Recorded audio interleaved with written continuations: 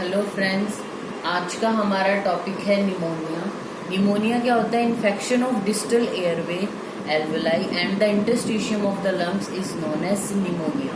Pneumonia का जो positive organism है वो मेन जैसे आता है स्ट्रेप्टोकोकस निमोनिया, वो हो सकता है। इसके अलावा क्लेब्सियला या स्यूडोमोनास से भी हो सकता है। जो निमोनिया है हमारा वो दो तरीके से हो सकता है, प्राइमरी या फिर सेकेंडरी। प्राइमरी क्या है कि जैसे किसी पेशेंट को पहली बार निमोनिया हो रहा है, वो प्राइमरी कंडीशन है, यानी मेन उसको निमोनिया ही हुआ। सेकेंडरी कंडीशन क्या है?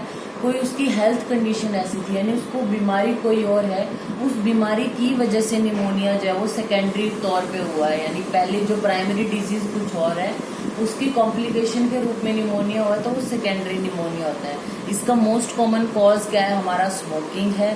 रूट ऑफ ट्रांसमिशन या इन्फेक्शन कैसे हो सकता है? या तो एस्पिरेशन के द्वारा,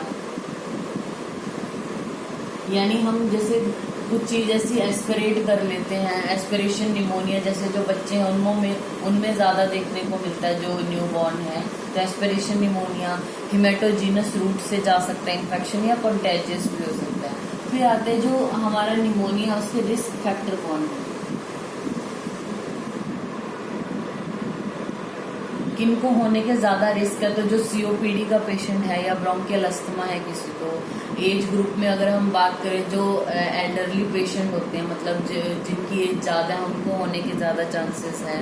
पल्मोनरी एडिमा है किसी को, या इम्यूनो कॉम्प्रोमाइज्ड या इम्यूनो सप्रेसिव स्टेज में है पेशेंट, तो भी होने के चांसेस होते हैं। अब आते हैं इसके टाइप्स में हमारे पास सबसे पहले आता है लोबर निमोनिया, दूसरा आता है ब्रोंकोनिमोनिया, उसके बाद इंटरस्टिशियल और मिलियरी। जो लोबर निमोनिया है, अब ये क्या होता है? यानी जब हमारा जो निमोनिया में एक लोब इन्वॉल्व हो रहा है हमारे जो लंग्स का, लोबर निमोनिया है जो उसकी हमारी स्टेजेस आती हैं 4। तो पहली स्टेज होती है स्टेज ऑफ कंजेशन। जैसे अब वो बैक्टीरिया है, उसके ऊपर हमारी बॉडी कुछ तो एक्शन करेगी। तो स्टेज ऑफ कंजेशन में क्या होगा?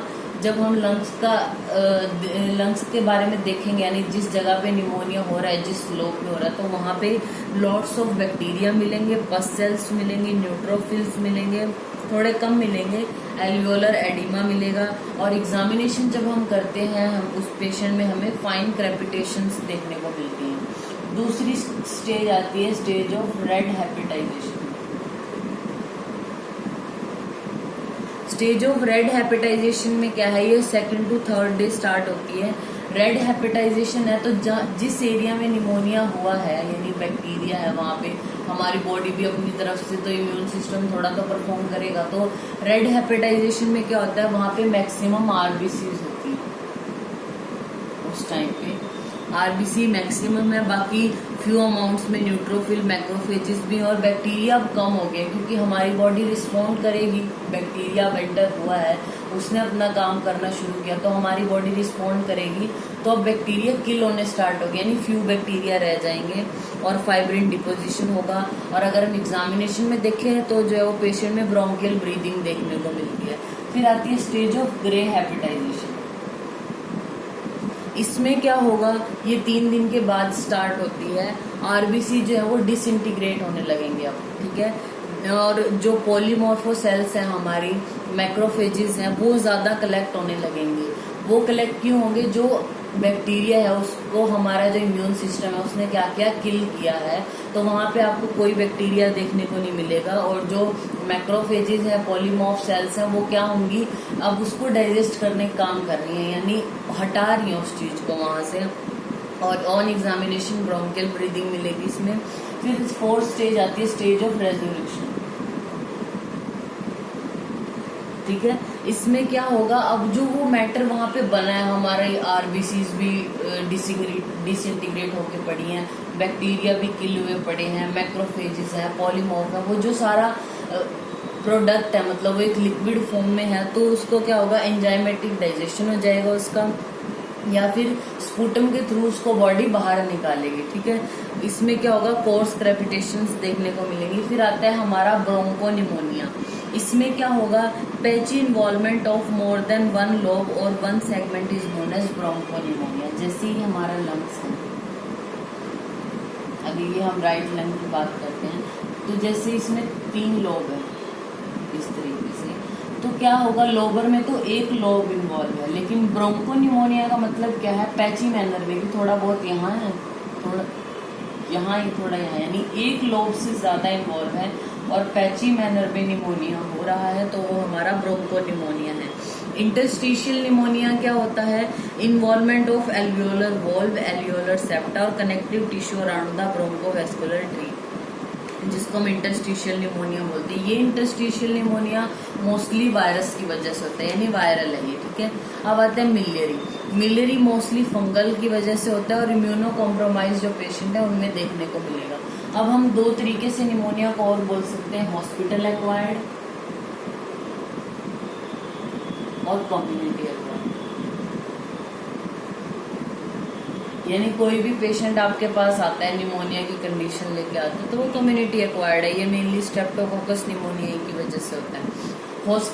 हॉस्पिटल एक्वायर्ड का मतलब क्या है कि हॉस्पिटल में आपके पास पेशेंट कोई और कंप्लेंट लेके आया था, किसी और बीमारी की वजह से आया था, हॉस्पिटल में 48 आवर्स के रहने तक उसको जो है वो निमोनिया हो गया है, हॉस्पिटल में आने के बाद हुआ है, तो उसको हम हॉस्पिटल एक्वायर्ड निमोनिया बोल देते हैं। अब जो ये निमोनिया है, इसके क्लिनिकल फीचर्स क्या मिलेंगे पेशेंट में, फीवर मिलेगा, कफ जो होगा शुरू में तो ड्राई कफ होगा लेकिन बाद में प्रोडक्टिव कफ हो जाएगा, रस्टी स्पूटम मिलेगा, चेस्ट पेन होगा पेशेंट को। एग्जामिनेशन में आपको क्रेपिटेशंस, ब्रोंकियल ब्रीदिंग और डलनेस देखने को मिलेगी। अब आता है जो निमोनिया, उसकी सीवियरिटी को हम कैसे देख सकते हैं। सीवियरिटी ऑफ निमोनिया को याद रखने के लिए आप CURB65 इसको याद रखो। ये क्या है, यानी पेशेंट में निमोनिया है, उसको अगर कंफ्यूजन होने लगे, यूरिया में मतलब सीरम यूरिया इसका मोर देन 40 mg हो जाए। अब बात करते हैं रेस्पिरेटरी रेट की। रेस्पिरेटरी रेट मोर देन 30 हो गया पेशेंट का, बीपी जो है वो लेस देन 90/60 हो गया और एज जो है वो 65 से ज्यादा है, तो यानी ये अगर उसको इन सब कंडीशन, ये सब कंडीशन हो रही है, उसको निमोनिया है, तो यानी वो सीवियर निमोनिया की स्टेज में जा चुका है, ठीक है। फिर आता है, अगर इनमें से ये सीवियरिटी ऑफ निमोनिया में हमने ये पॉइंट्स याद किए, तो अगर इनमें से कोई एक लक्षण आपको देखने को मिल रहा है, यानी 8% मोर्टिलिटी है, इसकी मोर्टिलिटी हो सकती है, 8% चांसेस है। 2 इनमें से कोई सिम्टम मिले तो मोर देन 23% हो जाती है मोर्टिलिटी। मोर देन 3 मिले हैं तो इसका मतलब 33%। 4 अगर सिम्टम मिले तो 83% मोर्टिलिटी हो जाती है इसकी, ठीक है। फिर आते हैं हम डायग्नोस कैसे करेंगे, यानी इन्वेस्टिगेशन क्या क्या कराएंगे पेशेंट की। CBC कराना है, ESR कराना है, ब्लड कल्चर, चेस्ट एक्सरे कराना है, BAVU, sputum test, ELISA test कराना है। फिर बात आती है ट्रीटमेंट की। ट्रीटमेंट में हम क्या करेंगे, एंटीबायोटिक्स देंगे पेशेंट को। जो ड्रग ऑफ चॉइस है निमोनिया के लिए वो हमारी पेनिसिलिन है, एमोक्सिसिलिन है 500 mg TDS, या एरिथ्रोमाइसिन ग्रुप दे सकते हैं, जैसे रोक्सिथ्रोमाइसिन 150 mg BD, या एजिथ्रोमाइसिन दे सकते हैं। पहले दिन तो 50 mg और बाकी के 4 दिन 250 mg। फिर आता है हमारा अगर ड्रग रेजिस्टेंट हो, यानी उसको एमोक्सिसिलिन ये सब ड्रग रेजिस्ट है, तो उसको क्विनिलॉन ग्रुप दे सकते हैं हम, जैसे लिवोफ्लोक्सासिन 500 mg OD, moxifloxacin 400 mg OD दे सकते हैं। अगर हॉस्पिटल एक्वायर्ड निमोनिया है, यानी और किसी कंडीशन की, यानी और किसी डिजीज की वजह से पेशेंट आया था, हॉस्पिटल में आने के बाद उसको निमोनिया हो गया, तो उसके लिए हमें जैसे इंजेक्शन सेफ्ट्राक्सोन 1 ग्राम IV OD चलाना है, प्लस में इंजेक्शन लिवोफ्लोक्सासिन 500 mg IV OD दे सकते हैं, ठीक है। तो ये हमारा टॉपिक हो गया निमोनिया। Thank you.